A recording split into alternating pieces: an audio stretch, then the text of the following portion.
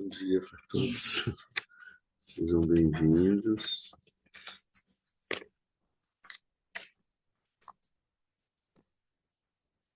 A gente está estudando o quinto tratado de Maitreya, que é o Taratantra Shastra, com comentário de Asangya.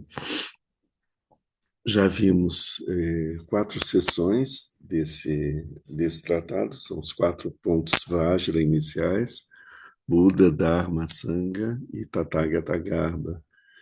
Agora a gente está vendo a quinta sessão, o quinto ponto Vajra, que se chama, que é o Bodhi, que significa que é o despertar.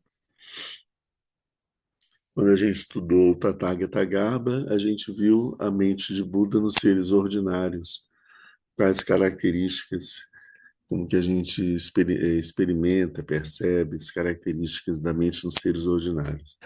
Agora a gente vai ver a mente de Buda nos seres despertos, aqueles que alcançaram o despertar. Por isso é que chama Bodhi, despertar. Nós já analisamos 3 características da mente de Buda. A gente está vendo, vamos começar hoje com a 4ª característica, que é chamada atividade ou karma.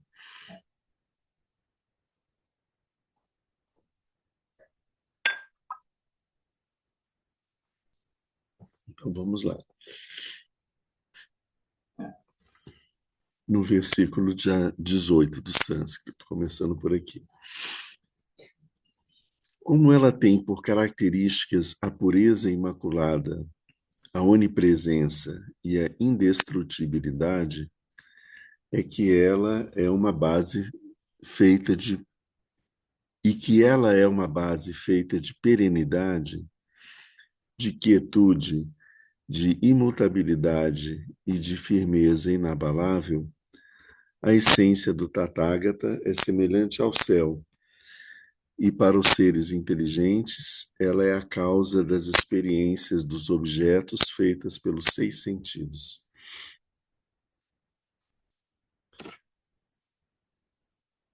O texto em tibetano é muito semelhante, só que ele vai mudar algumas,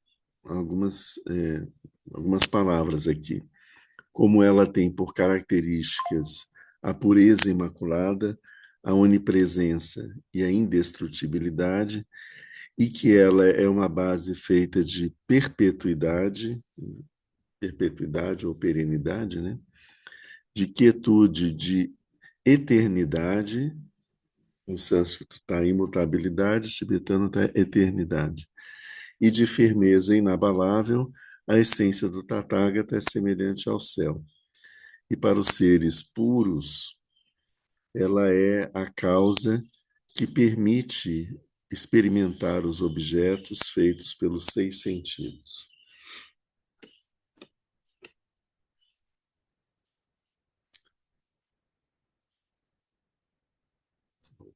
Essas características a gente já viu diversas vezes elas aparecendo, né? A característica de pureza, porque ela não tem nenhum elemento adventício, não está maculada, manchada, contaminada pelos pensamentos conceituais, nem pelas emoções perturbadoras, nem mesmo pelo karma.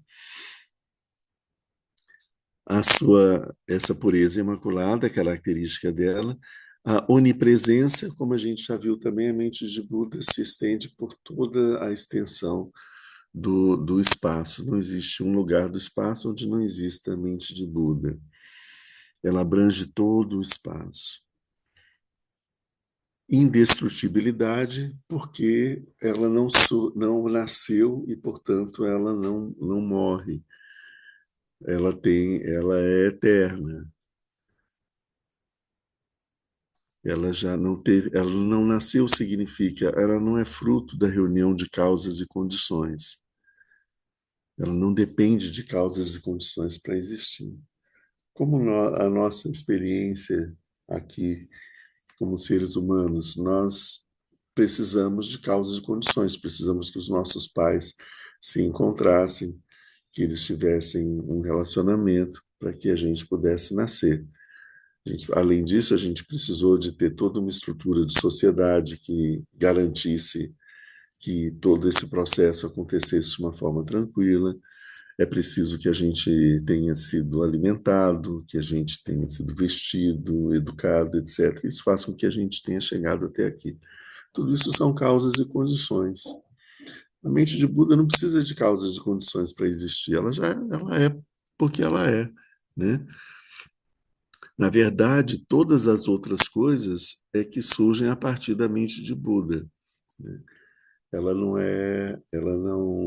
tem não tem causa para sua existência, né? Mas ela permite que todas as outras coisas venham a existir.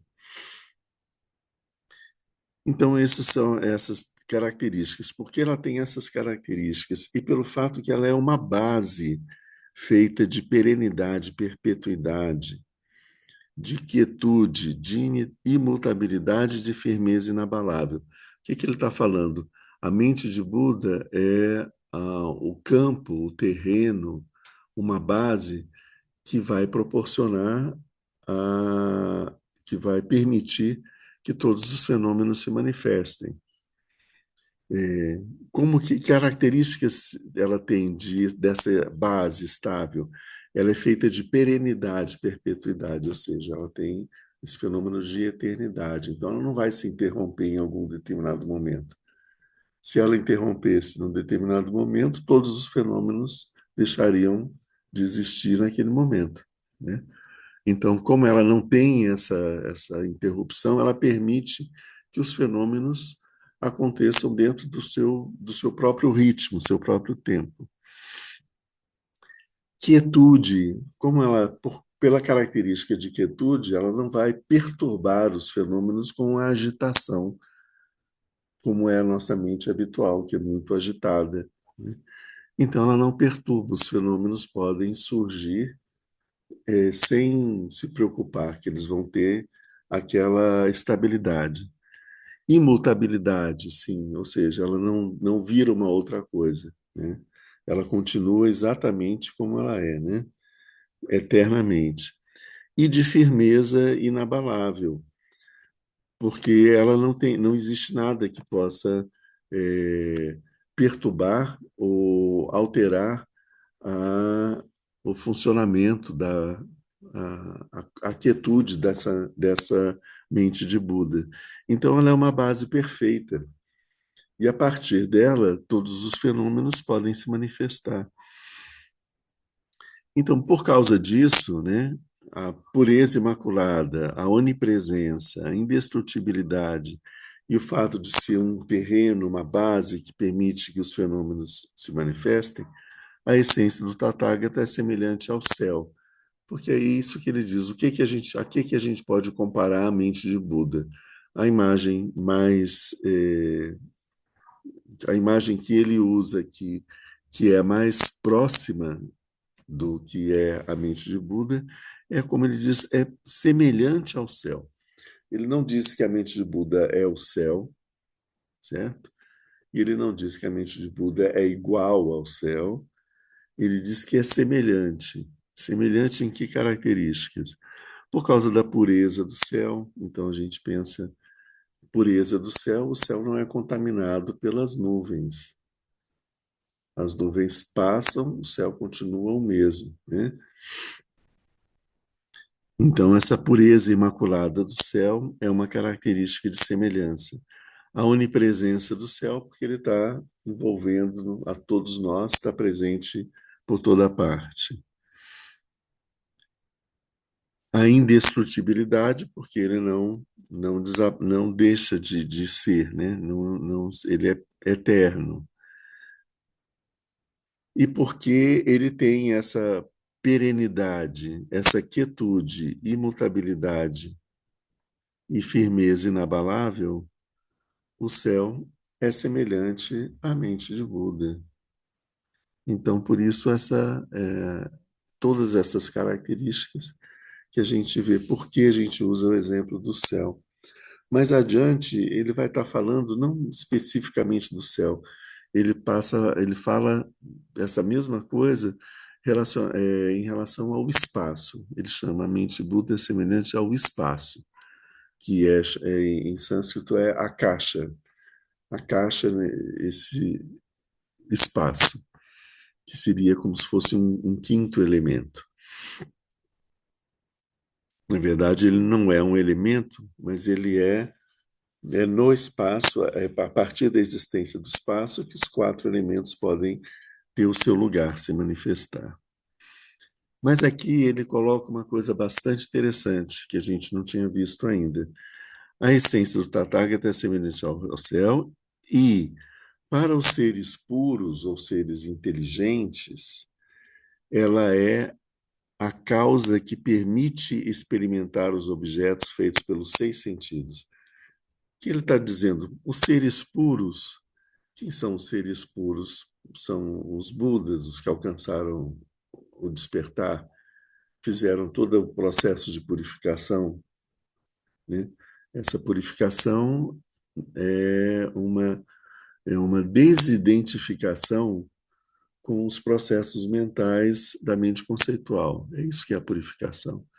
É quando as nossas emoções, nosso karma, nossos pensamentos conceituais, a gente percebe que aquilo não faz parte, não faz parte de nós. Aquilo é um elemento agregado. Então nós nos desidentificamos dessas coisas. E aí nós acabamos percebendo que a nossa mente é pura porque é a mente de Buda, né? Então, os que são puros e aqueles que são bastante puros, embora não completamente, os bodhisattvas, né? Ou em sânscrito ele fala os seres inteligentes, aqui, como seres inteligentes, ele também está chamando os bodhisattvas, que são os seres mais inteligentes. Então, para esses seres, os bodhisattvas, os seres que, que buscam esse processo de purificação, a essência da mente de Buda é a causa que permite experimentar os objetos feitos pelos seis sentidos.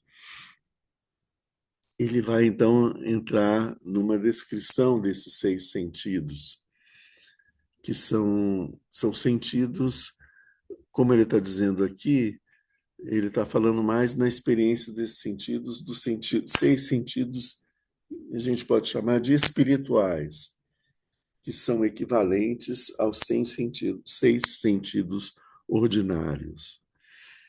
Então, ele está nos dizendo que, da mesma forma como a nossa mente ela experimenta o mundo exterior através das portas dos seis sentidos, que é visão, olfato, tato, gosto,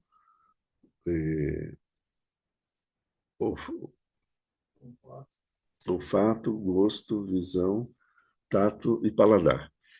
E o sexto, que é a mente, é o sexto sentido. Então, nós temos essas seis portas dos sentidos, tudo que a gente experimenta se é a partir de uma dessas portas. Da mesma forma, a mente de Buda também experimenta os objetos a partir de seis sentidos, que são seis sentidos espirituais. Vamos ver o que ele continua dizendo aqui, nos versículos seguintes. Essa essência, que é a mente de Buda, ela é a razão que faz ver sem cessar suas formas manifestadas. Ou no tibetano, é a razão que faz ver sem cessar as formas puras além dos quatro elementos. Quando ele está falando de formas puras além dos quatro elementos, a gente já não está falando mais de formas materiais, porque nenhum dos quatro elementos está presente. Essa forma que é uma forma que não depende de quatro elementos, que ele chama de uma forma pura, ou seja, é uma imagem mental, ou uma imagem dessa natureza, né? Ele, essa, essa qualidade dessa visão, essa visão espiritual, por assim dizer, faz com que ele veja sem cessar essas formas puras. No texto em sânscrito, ele fala, faz ver sem cessar as suas formas manifestadas. Ou seja, a mente de Buda, quando se manifesta no mundo, ela está sempre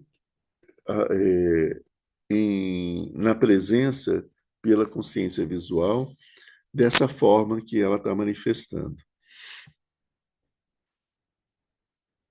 Eu acho a ideia, a versão tibetana mais clara nesse sentido. São formas além dos quatro elementos. Segundo, aí ela é a causa que faz ouvir o seu puro ensinamento. Isso no sânscrito. No tibetano, é a causa que faz ouvir as palavras boas e puras do Mahayana. Então, a essência do que ele está dizendo é que faz ouvir os ensinamentos do Dharma, sejam ensinamentos que foram emitidos pelo Buda, sim, mas são essas boas e puras palavras do Mahayana, é o Dharma do Mahayana. Veja bem, ele já coloca aqui a questão do Mahayana, porque o Dharma do Buda tem também o Dharma do Hinayana, mas ele considera o Mahayana como um Dharma mais sutil, mais elaborado, mais de uma qualidade superior, por assim dizer, né? Por isso ele está falando do Dharma do Mahayana. Terceiro, sentir o perfume pelo olfato, sentir ou o puro perfume, né, da ética pura dos Tathagatas, os Sugatas. A atitude, a ação correta, a ação ética, baseada na paramita da ética, essa ação ética, essa conduta absolutamente correta, impecável, ela tem um perfume. Então é isso que a gente fala sobre o perfume do Dharma, que a gente observa no comportamento das pessoas que praticam realmente o Dharma. Então esse perfume ele é percebido, né, o perfume da ética é percebido pela mente de Buda.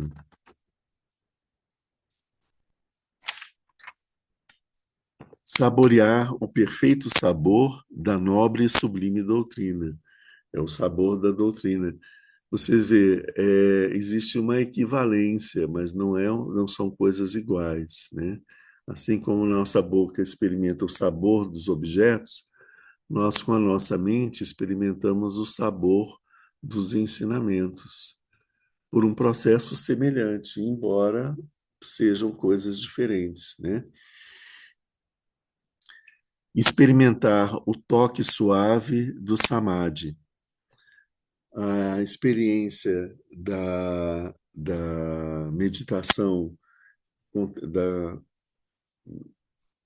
absorção meditativa do samadhi, ela é semelhante à experiência do tato. E conhecer a natureza profunda do seu ensinamento, que é o sexto ponto, né, do aspecto mental, né, a natureza, o sentido mental, conhecer a natureza profunda do seu ensinamento, ou no tibetano, que faz conhecer o seu ensinamento profundo por natureza, né? É só inverter a ordem, né? O Tathagata, então, ele é semelhante ao espaço, que é simples e fácil de conceber, mas que permanece bastante misterioso, pois ele é desprovido de especificações limitantes. Essa é a conclusão desse parágrafo. Então, ele fala desses 6 sentidos espirituais da mente de Buda. Em seguida, ele diz que o Tathagata, que é a mente de Buda, né, é semelhante ao espaço, que é simples e fácil de conceber, mas que permanece bastante misterioso. No tibetano, ele diz assim: o Tathagata, que é a verdadeira felicidade, considerado de forma precisa, o Tathagata, que dá a verdadeira felicidade, é semelhante ao espaço, que é simples e fácil de conceber, mas que permanece bastante misterioso. Então, ele acrescenta aqui esse aspecto que a mente de Buda nos fornece a experiência da verdadeira felicidade.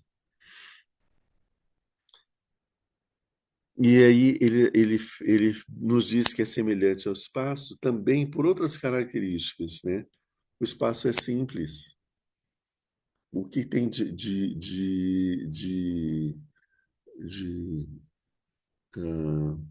composto no espaço? Não tem nada composto. O espaço é o elemento mais simples de tudo. Que se você tira todas as características, resta o espaço, né? O espaço é simples.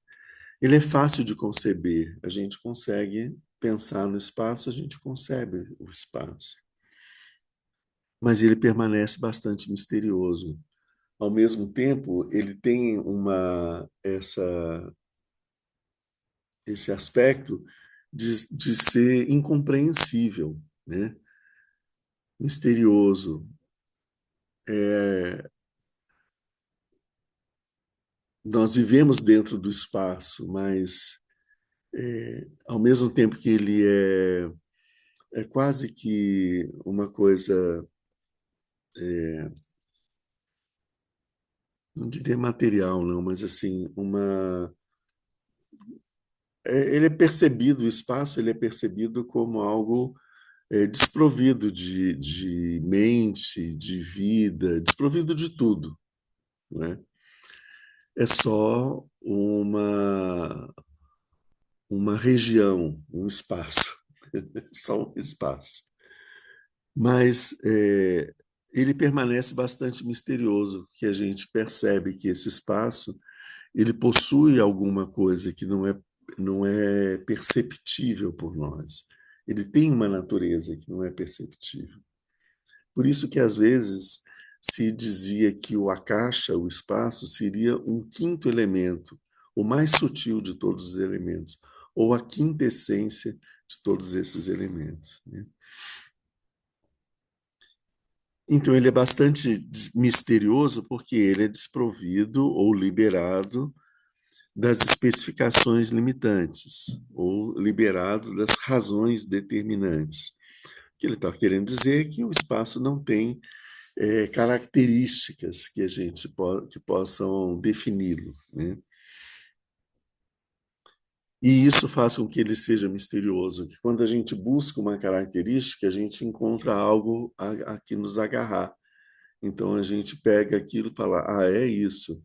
O espaço é frio, né? O espaço é escuro, o espaço é claro, né? O espaço é agradável. São características que, né, a gente encontra alguma coisa assim, né? Mas quando a gente não tem característica nenhuma, isso dá esse ar de mistério do espaço. O espaço é alguma coisa que eu não consigo identificar, conceber, qualificar de nenhuma forma. Isso é a mente de Buda. Assim é a mente de Buda. Aqui, seguindo o nosso texto. Em resumo, a função, o karma,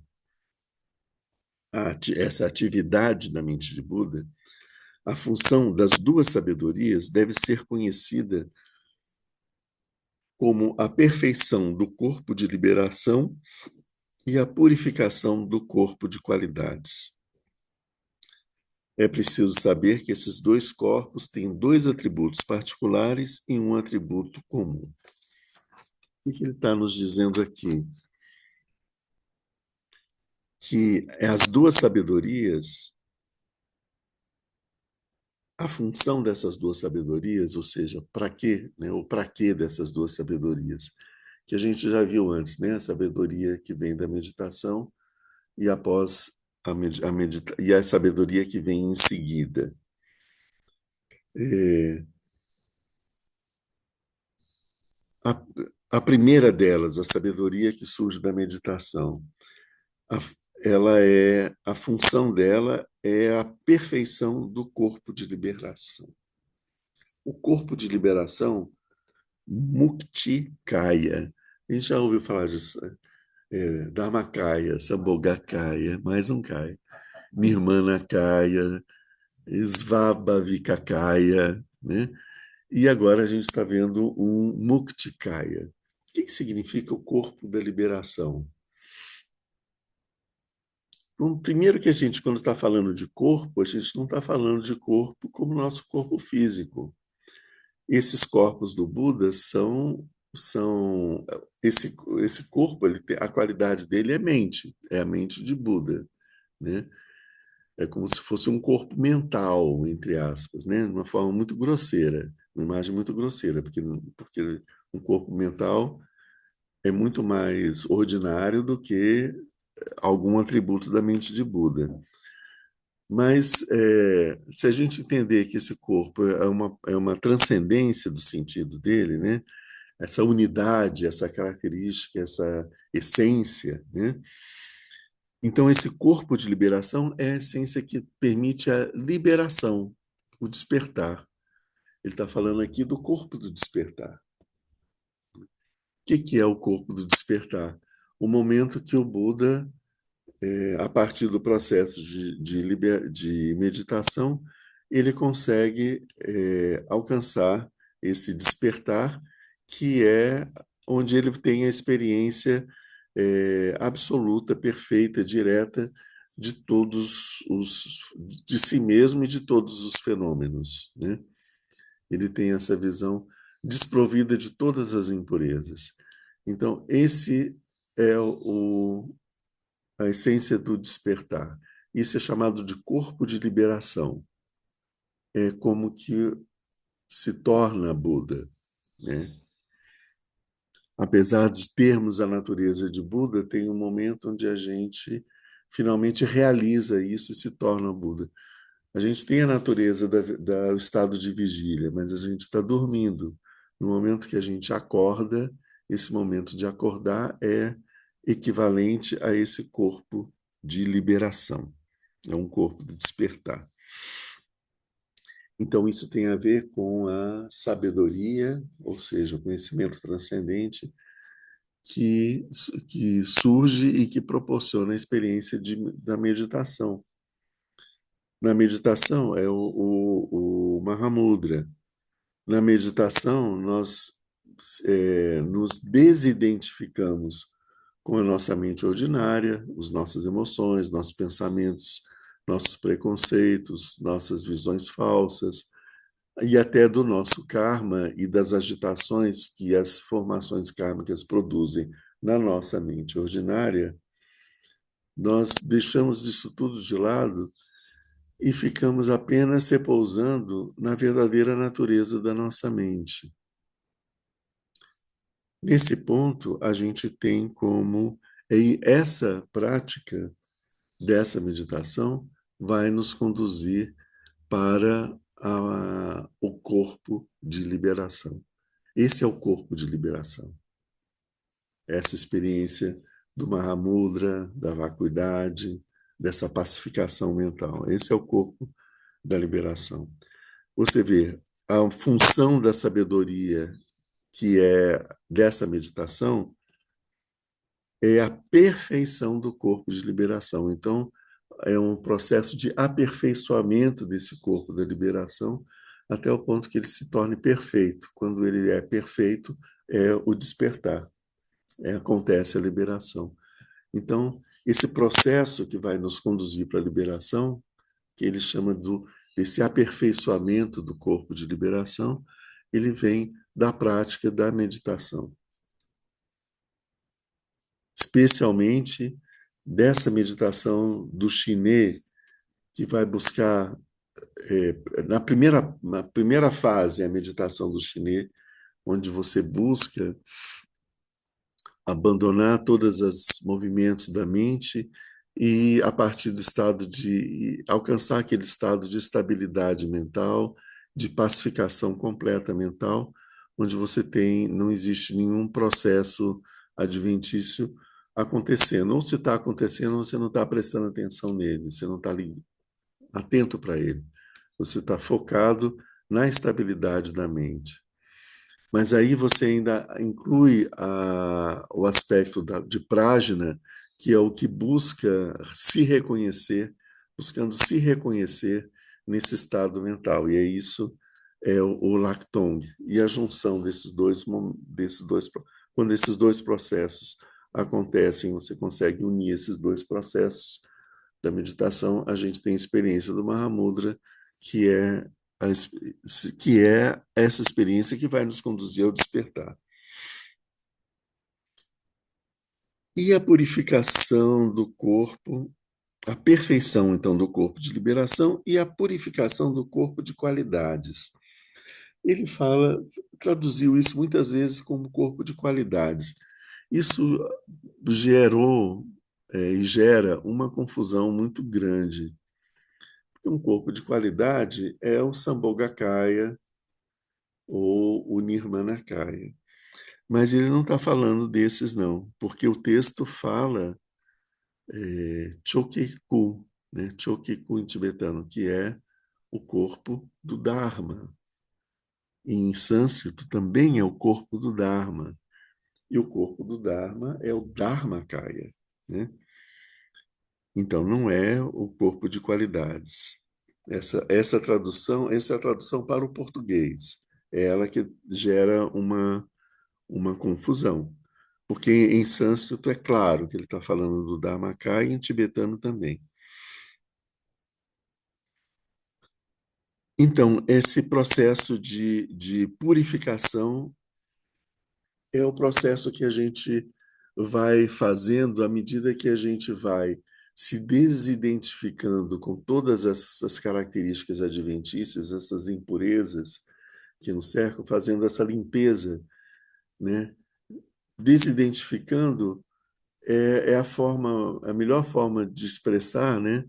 Aquilo que você está eliminando essas características negativas. Mas você está eliminando como? Você está deixando de reconhecer isso como sendo você. Então, você retira a sua energia mental daquele processo mental, porque você não se identifica mais com aquilo. Aquilo começa a ser visto como algo externo, né? E que acaba desaparecendo, que desaparece, né? Então você vai eliminando a partir do momento que você se desidentifica, né? Então esse processo de purificação é, é o que vai produzir o Dharmakaya, essa purificação, porque o Dharmakaya tem essa característica de ser puro, puro de todos esses elementos adventícios. Olha que a gente está falando aqui, em tibetano, o nome de Buda é Sangye. Sangye significa desabrochar, purificar. Purificar, desabrochar. O purificar é o que vai produzir esse Dharmakaya, e o desabrochar é o desabrochar do corpo de liberação. Então ele está falando dessas duas características que o tibetano utilizou em essência, né, a essência delas, para poder formar aquilo que eles passariam, a maneira como eles iriam chamar o Buda.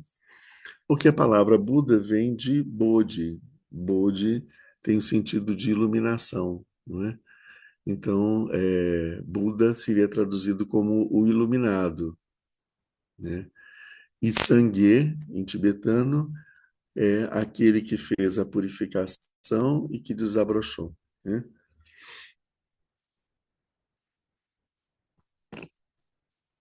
Bom, ele disse que esses dois corpos têm atributos particulares e um atributo distintos e um atributo comum. Quais são os atributos particulares? O corpo de liberação, o Muktikaya, ele é desprovido de impurezas. Ele já não tem nenhuma impureza, porque é exatamente após a gente pacificar a mente e deixar de estar atento, ligado, identificado com os processos mentais, a gente tem aquele momento de estabilidade que é, que é puro, né? Que é a partir daí que a gente vai formar esse corpo da liberação. Ele é desprovido de impurezas. E esse corpo de qualidades, que é o Dharmakaya, a característica dele é que ele é onipenetrante, com uma base que ele é onipenetrante, onipresente. Então, a característica do Dharmakaya é essa vastidão, essa extensão do Dharmakaya. Ele é onipenetrante e onipresente, que significa ele está em absolutamente em toda parte. Então, a característica de pureza dos elementos adventícios é o que a gente chamaria de corpo de liberação. E essa característica dessa vastidão, dessa desobstrução, né? O corpo o Dharmakaya, ele é vasto, abrange todo o espaço e ele é desobstruído, ele não é interrompido em nenhuma parte.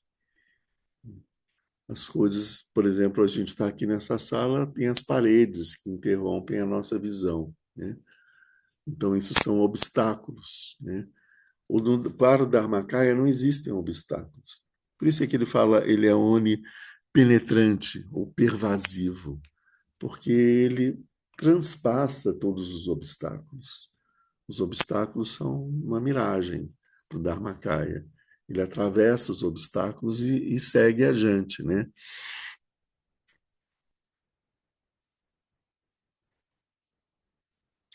E eles têm uma base comum, têm uma característica comum, que é o fato deles serem incriados, né? Característica comum, tanto do Victi do Mukti Kaya, como do Dharmakaya. Eles são incriados. Então, o Muktikaya, ele não é produzido pelo processo da meditação. Ele já está presente na mente de Buda que existe em nós, e o Dharmakaya também, né? Então, eles existem desde sempre. O processo da meditação vai fazer com que a gente se desidentifique com a nossa mente habitual e se identifique com esse corpo da liberação, que é a mente de Buda que tá em nós ali, né? Nesse processo. Aqui tem a interpretação que o Khenpo Tsukphing Gyatso faz desses versículos. Ele diz o seguinte, que essa primeira fase da meditação que a gente viu, né, estabelece a vacuidade e ela corta as emoções e, se, e produz, se dirige para a perfeição desse corpo da liberação. Então, o objetivo não é uma boa palavra, né? O processo da meditação do Mahamudra, que é Chine Laktung Mahamudra, esse processo de meditação vai nos proporcionar a experiência da vacuidade, vai nos proporcionar a experiência de nos libertarmos dessas emoções perturbadoras, e isso é o aperfeiçoamento do corpo de liberação, do Muktikaya. A fase seguinte que às vezes é chamada, eles falam às vezes de pós-meditação, ela a sabedoria pós-meditativa trabalha para o bem dos seres. O Dharmakaya, esse Dharmakaya, ele diz que ele é um pouco diferente do Dharmakaya habitual. Por isso é que às vezes ele coloca com um corpo de qualidades, né? Porque ele também compreende o Sambhogakaya e o Nirmanakaya. Ele compreende os três, são esses três corpos.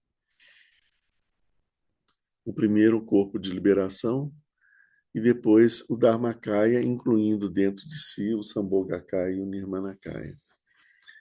Isso vem da fase da sabedoria pós-meditativa. O que ele está querendo dizer com isso? Com a primeiro processo, que vai nos dar essa percepção da vacuidade, a vacuidade, e a gente vai então reconhecer todos os fenômenos como eles são, que é essa sabedoria da vacuidade, prajna, né?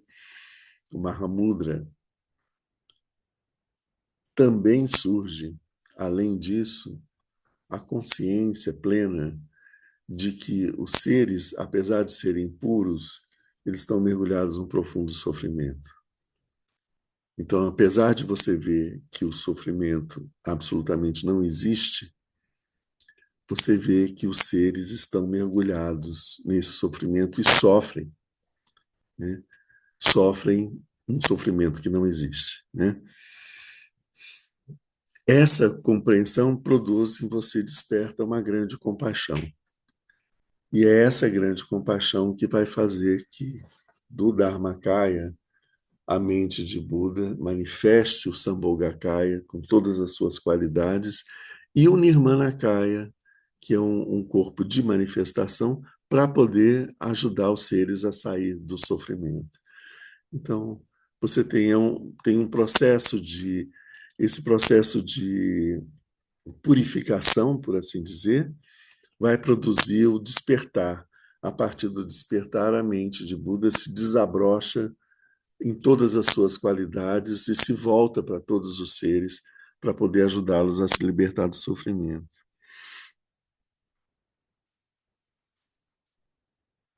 Tudo bem até aí? Vamos seguir, então. Os versículos seguintes, ele diz: esse corpo da liberação, o Muktikaya, ele é livre de impurezas, pois todas as impregnações kármicas ligadas às máculas cessaram.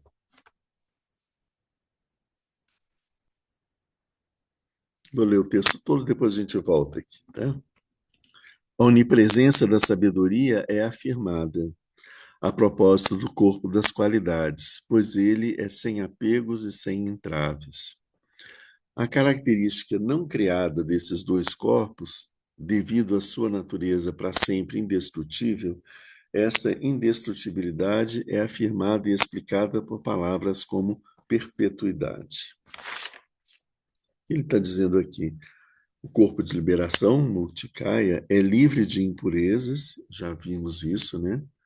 Porque ele só surge a partir do momento que a gente se desligou dessas impurezas, pois as impregnações kármicas, o, no tibetano ele diz os remanescentes kármicos que acompanham as emoções perturbadoras cessaram. Olha que interessante. Nós temos, a partir das nossas ações, karma, nós adquirimos esse. As ações são karma. Karma significa isso, é o agir. As consequências dessas ações são a impregnação, são a formação de hábitos mentais que a gente chama de formações kármicas, impressões kármicas. Esses hábitos mentais permanecem no nosso contínuo mental e na nossa próxima existência a gente vai ter a tendência de repetir o modo de funcionamento da nossa mente no momento que a gente morreu, né? Então, isso é o que a gente chama muitas vezes de um karma. Então, você vai ter, se você era um excelente pianista, você com 2 anos você vai ter uma habilidade, uma propensão para tocar muito bem o piano, né? E você vai ser. Por quê? Porque isso é o que você fazia antes, ficou tão marcado na sua mente que a sua mente é toda musical, né? Também, se você foi um ladrão, um egoísta, uma pessoa insensível, ou um assassino, alguma coisa assim, essas características vão estar presentes também na sua mente, na medida em que elas foram fixadas na sua mente a partir das emoções que surgem também na experiência das ações. Não é só as ações, né? As ações, elas criam marcas mentais, né? Mas as emoções associadas a essas ações dão uma marca mais profunda, mais intensa, né? Então, isso marca mais ainda, né? Então, por exemplo, uma ação negativa feita de uma forma sem emoção, ela é mais fácil de ser eliminada como karma. Agora, quando tem um processo emocional muito intenso, ela se torna uma característica muito, ela fica muito pesada na nossa mente, né? Marca muito a nossa mente. Então ele está dizendo que para o corpo de liberação, essas impregnações kármicas que acompanham as emoções perturbadoras, que ele chama aqui ligadas às máculas, os kleshas, kleshas são emoções perturbadoras, elas cessaram. Então, para a mente liberada, o corpo de liberação, a mente de Buda, já não tem mais essas impressões kármicas, elas já foram completamente eliminadas. Isso é que permite que a mente Buda esteja completamente livre dessas impressões kármicas, né? Mas a gente vai falar, mas o Buda também, quando ele veio, ele sofreu, teve dores de cabeça, ficou doente, e ele falava que era por conta do karma e tudo. Aquele era um karma que já vinha em andamento, já vinha se desenvolvendo, certo? E que estava no corpo dele também, né? Então ele foi só as últimas consequências kármicas dessa os resultados kármicos desse processo. Mas ele já não tinha mais na sua mente essas formações kármicas. Elas já tinham amadurecido. Depois que o karma amadurece, a gente não tem como impedi-lo de se manifestar, ele se manifesta, né? Então, para a mente de Buda, é o momento em que cessam essas formações kármicas, porque elas também são adventícias, também são agregadas, né? Depois ele fala assim: a onipresença dessa sabedoria, Yesh, Jnana em sânscrito, ela é afirmada a propósito do corpo das qualidades, pois ele é sem apegos e sem entraves. Então ele está dizendo que a onipresença dessa desse conhecimento transcendente, dessa sabedoria. O corpo, o que é o Dharmakaya, a característica do Dharmakaya é essa onipresença. A onipresença do Dharmakaya e a onipresença desse conhecimento transcendente, que é um aspecto do Dharmakaya, né? Então, ela é afirmada quando a gente fala do corpo do Dharmakaya. Por quê? Porque ele é sem apegos e sem entraves. Ou seja, sem entraves, como eu falei, sem obstáculos, ele abrange absolutamente tudo. E sem apegos é quando ele não está mais presente, mais intenso em uma característica do que em outra. Ele não faz distinções no sentido de estar mais em um lugar do que em outro, né? Ou de desejar alguma coisa. Não tem esse processo do desejar. porque ele percebe como todas as coisas surgem da sua própria mente. Ele vai desejar o quê? Não tem nada externo, nada fora do Dharmakaya que possa ser desejado para querer ser adquirido. Não tem nada a acrescentar, né? A característica não criada desses dois corpos, esses dois corpos são aspectos da mente de Buda, que existe nos seres, mas que não estão plenamente manifestos. E existem na mente de Buda.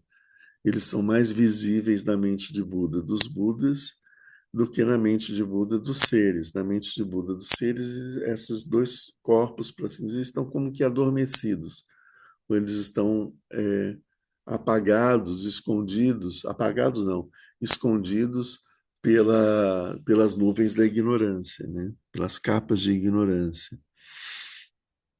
Então, como esses dois corpos, né? Essa natureza deles de ser sempre indestrutível, eles não são criados, eles existem desde sempre e para sempre. Então, eles são indestrutíveis.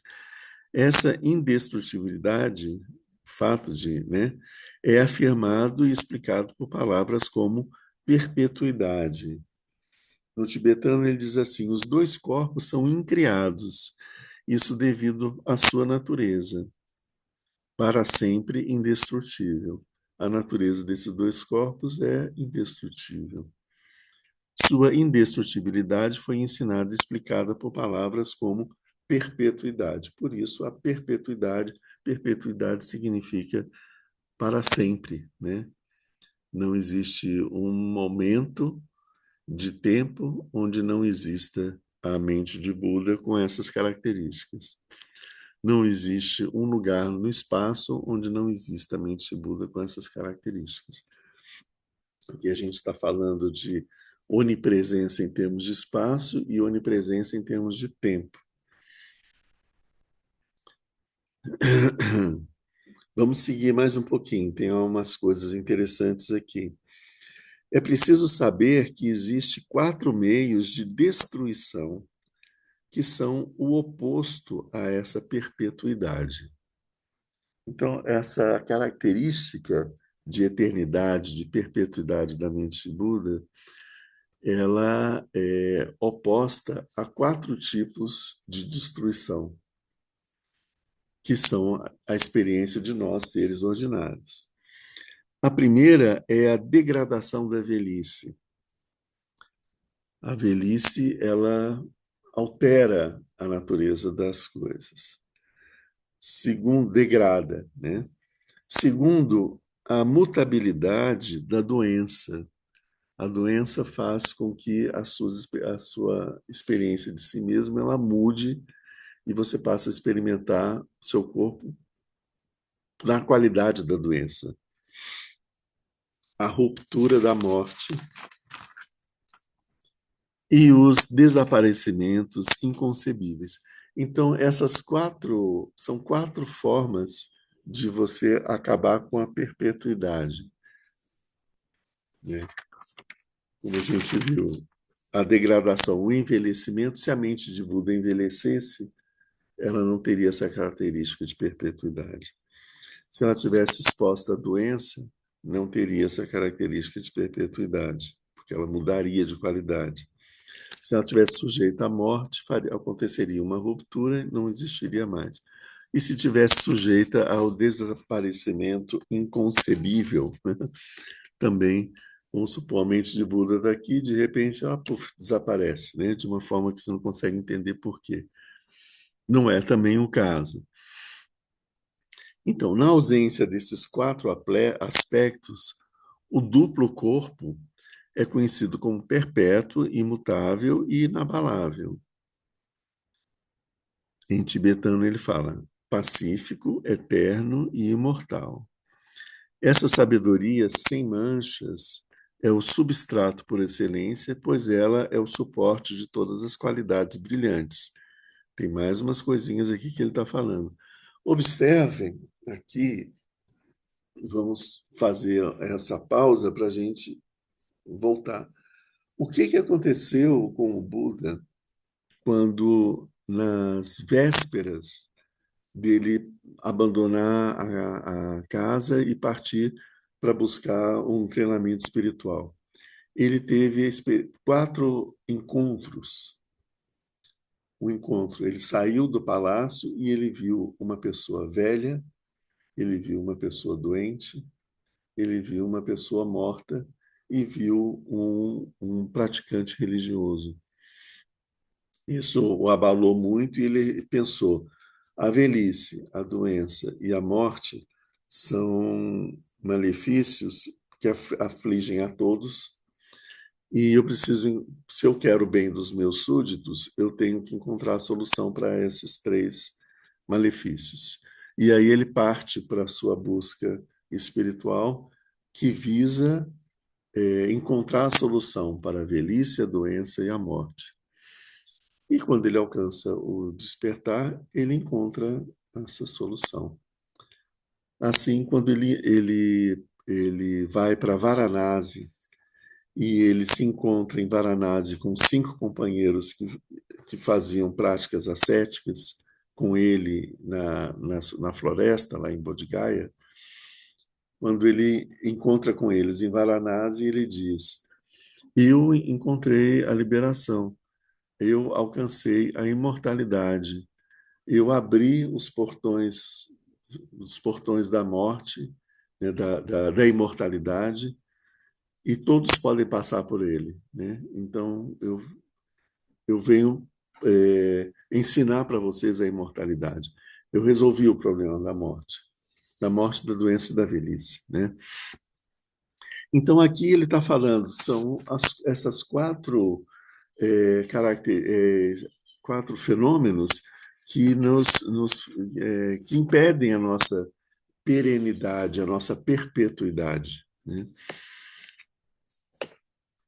Então, como o Buda conseguiu superar esses 4 fenômenos, ele alcança essa característica de ser imutável, perpétuo, eterno, né? Inabalável. Desses 4 fenômenos, os desaparecimentos inconcebíveis, eles são difíceis de ser concebidos. Então, eu não faço a menor ideia do que seja um desaparecimento inconcebível e eu não vi nenhum comentário sobre isso nos textos. Então, está aqui, é algo que é inconcebível. Mas um desaparecimento, ou seja, um fim, né? E produzido por causas incompreensíveis por nós agora. Diga. Será que não é que a gente não consegue nem conceber que daqui a umas 3 gerações ninguém nunca nem vai lembrar que a gente já existiu alguma vez na vida, vai estar nem um vestígio da nossa existência? Sim, mas antes disso a gente desapareceu pela morte, né? Acho que tem. A vida fica assim, pô, eu vou morrer, mas vou deixar aí um legado, alguém vai lembrar de mim, meus netos. Vou deixar os documentos, né? Vai deixar os documentos. Que depois vão também desaparecer, né? Bom, então essa sabedoria imaculada, esse conhecimento transcendente imaculado, né, ele é o substrato por excelência, pois ela é o suporte de todas as qualidades brilhantes.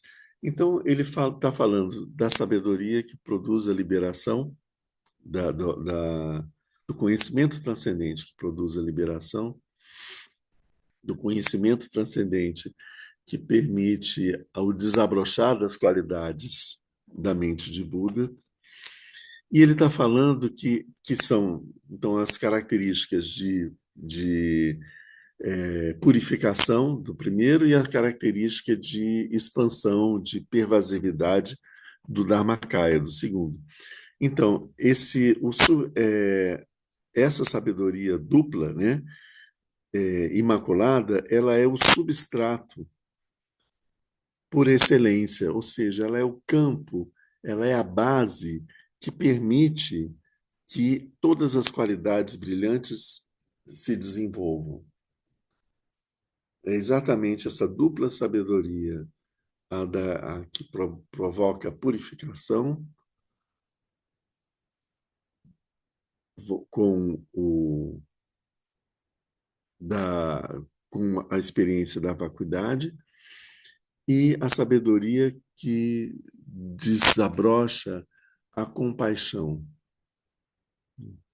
que é a sabedoria do pós-meditativa, que é onde acontece o desabrochar de todas as qualidades do Buda.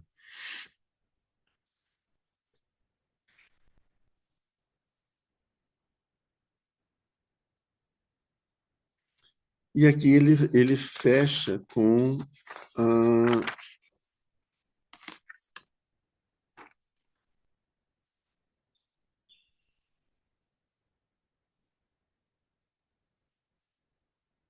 Vou ver aqui uma coisa.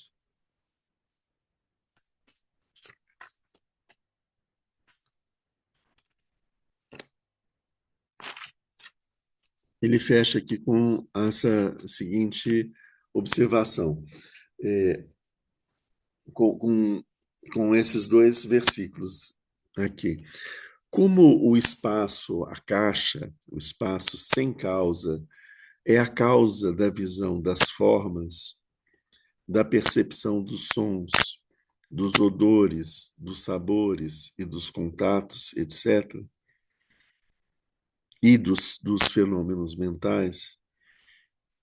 Então, ele está nos dizendo que o espaço como eu falei antes, que existem os quatro elementos, e esse espaço que ele dá, que ele, onde ele permite a manifestação desses quatro elementos, né? É exatamente esse espaço sem causa, também incriado, né? Que é a causa da visão das formas. Se não houvesse espaço, nós não conseguiríamos ver as coisas. Se não houvesse espaço, nós não conseguiríamos perceber os sons. Se não tivesse espaço, a gente não conseguiria perceber os odores. Como é que os odores chegariam até nós? Se não tivesse espaço, nós não perceberíamos os sabores, nem os contatos, o contato táctil, e muito menos os fenômenos mentais. Existe um espaço mental onde os fenômenos mentais acontecem. Ele fala, então, como o akasha, sem causa, é a causa de darsana, a visão de roupa, formas. Quando a gente faz a prática de Sangamela, a gente fala rupa, são as formas. Do Shabda, que são os sons, Ganda, que são os odores, os sabores, é raça. O contato físico é Sparsha, ou Saparche, que a gente vê também. E os fenômenos, os dharmas. Da mesma forma, o duplo corpo, por sua ausência de obstruções, é a causa que nos objetos dos sentidos percebidos pelos sábios faz surgir qualidades imaculadas. O que ele está querendo dizer aqui? Da mesma forma, esse duplo corpo, né, o Muktikaya e o Dharmakaya, pelo fato deles serem desobstruídos, ou seja, pela essa característica de espaciosidade desses corpos, é a causa de para que esses sábios, os bodhisattvas, eles percebam nos objetos dos sentidos, nos objetos dos sentidos, nos objetos percebidos pelos seus sentidos, percebem nesses objetos qualidades imaculadas. Então, isso faz com que você, ao perceber os objetos, você também perceba os objetos com seu aspecto transcendente e nas suas qualidades imaculadas, que são essas qualidades transcendentes ligadas à talidade dos objetos, né? Então, aqui pegando já do Jamgon Kutru, ele faz um resumo assim. Existem quatro qualidades associadas à atividade da budeidade. Primeiro, ela não é manchada nem contaminada por nenhuma contaminação ou resquícios de impurezas mentais. Isso a gente viu. Ela é todo pervasiva, o que é conectado com o aspecto de conhecimento da budeidade. Então, o fato dela abranger todo o espaço está ligado ao aspecto de conhecimento transcendente da budeidade. Como ela abrange todo o espaço, ela conhece todo o espaço. Ela é indestrutível, o que a conecta com a sua natureza incriada da budeidade. Como ele não foi criado, ele não é destruído, ela é indestrutível. E ela é o campo base para tudo. Todas as coisas surgem dessa mente.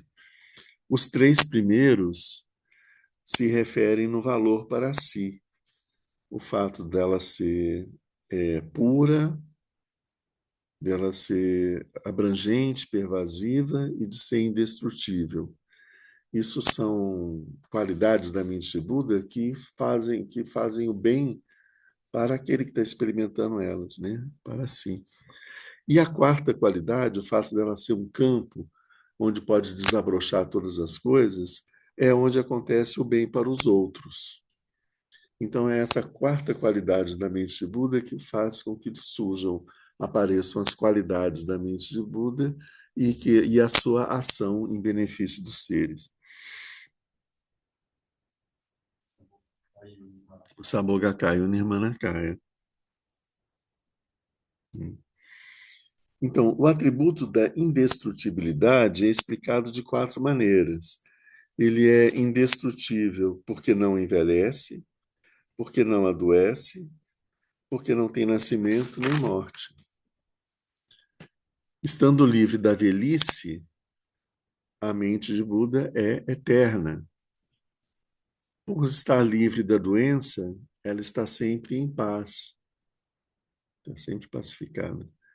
Porque a doença é uma aflição, né? Pelo fato de ser livre de nascimento, ela é permanente. Como ela não nasceu, ela sempre está, né? E pelo fato de ser livre da morte, ela é imortal.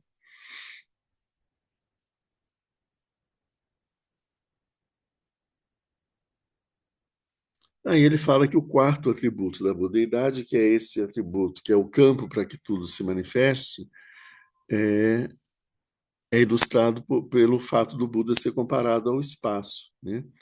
O espaço apenas está lá. Ele não faz nada, mas ele permite a possibilidade para que tudo tenha o seu lugar. Isso é importante, tá? O espaço, ele está falando, o espaço está lá. Ele não faz nada para que os fenômenos aconteçam, mas ele permite que os fenômenos se desenvolvam dentro dele. Ele não interfere nos fenômenos. Ele não está interessado nos fenômenos. Ele continua lá, os fenômenos acontecem, desaparecem e o espaço continua lá imutável e ele não é afetado pelos fenômenos que se produzem ali. Isso também é a mente de Buda. Ela proporciona um espaço. Nesse espaço, as qualidades da mente de Buda podem ser desenvolvidas e experimentadas. E isso faz com que a atividade da mente de Buda aconteça de uma forma espontânea e sem intenção. Então, o Buda faz o bem dos seres, ele não pensa que ele está indo fazer o bem dos seres. O bem dos seres acontece espontaneamente a partir da mente de Buda, sem a intenção de ajudar os seres e de fazer alguma coisa pelos seres. E não tem essa intencionalidade. Mas as coisas acontecem, e acontecem de uma forma perfeita. Acontecem espontaneamente. A atividade do Buda é espontânea, não é produzida por um pensamento nem por uma intenção. Isso é formas puras. Tá, e depois ele vai falar um pouco sobre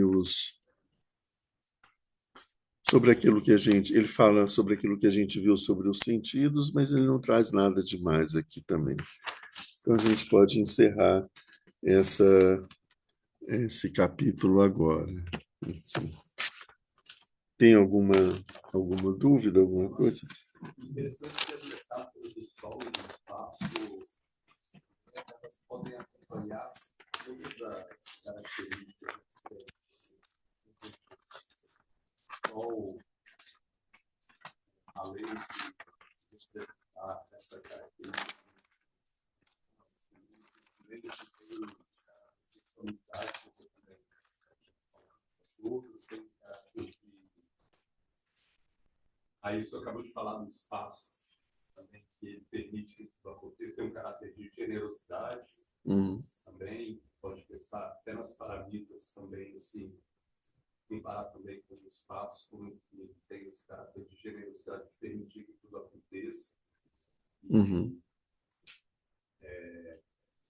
Eu falei do sol, né, de equanimidade, de bondade, também sem preferência, sem... Então, acho muito bonito essas metáforas, assim, como elas são abrangentes também. E a gente tem que ver que essas metáforas chegaram para a gente aqui depois de 2.500 anos, elas são as melhores, né? As mais perfeitas. As que não eram tão boas, com o tempo teriam sido descartadas. Mas mais do que isso, né? Essas metáforas foram enunciadas por grandes seres, né? Então eles sabiam a imagem, né? Eles escolheram imagens que são muito profundas. Por isso é interessante a gente mergulhar no sentido das imagens, né? E ver o que elas trazem para a gente de beleza, né? Como a gente viu sobre os quatro imagens da mente de Buda escondida nos seres, né? Como que a gente, durante tanto tempo, a gente ficou vendo esses exemplos e sempre descobrindo coisas, sentidos novos, né, que vinham dali, né? Vamos fazer aqui a nossa dedicatória, que a gente precisa encerrar para logo começar a nossa outra prática. Graças a essa virtude, tendo realizado rapidamente uma Mahamudra, possa eu conduzir a esse estado todos os seres sem exceção. Pela graça do Buda que obteve os 3 corpos, pela graça da imutável verdade do Dharma em si, pela graça da infalível aspiração da Sangha, possa essa súplica de dedicatória realizar-se tal como ela é.